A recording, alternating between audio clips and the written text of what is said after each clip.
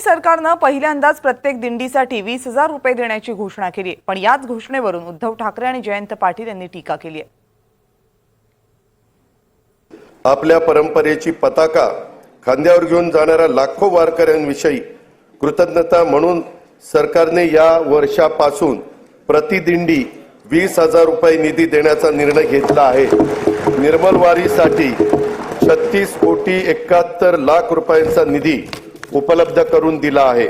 देहभान हरपून ते विठू नामाचा गजर करत जात असतं, त्यांना पैशांनी काही देणं घेणं नसतं। पण आता ती सुद्धा विकत घेण्याची परंपरा हे सुरू करते की काय? कारण हजारो वर्षांची ही परंपरा आहे, 700-800 ते 1000 वर्षाची।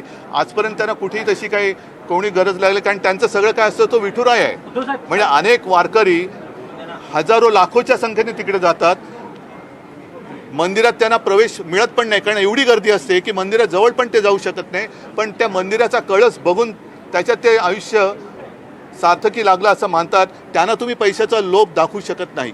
महाराष्ट्रातली वारी ही स्वाभिमानाची वारी आहे। महाराष्ट्रातल्या वारकऱ्यांचा स्वाभिमान हा तसाच ठेवून ही वारी महाराष्ट्राची आज नाही शेकडो वर्षापासून चालू आहे। आणि त्यात हस्तक्षेप करणं आणि मी काहीतरी करतोय असं दाखवणं हे महाराष्ट्र सरकारच्या दृष्टीनं योग्य आहे असं आम्हाला वाटतं।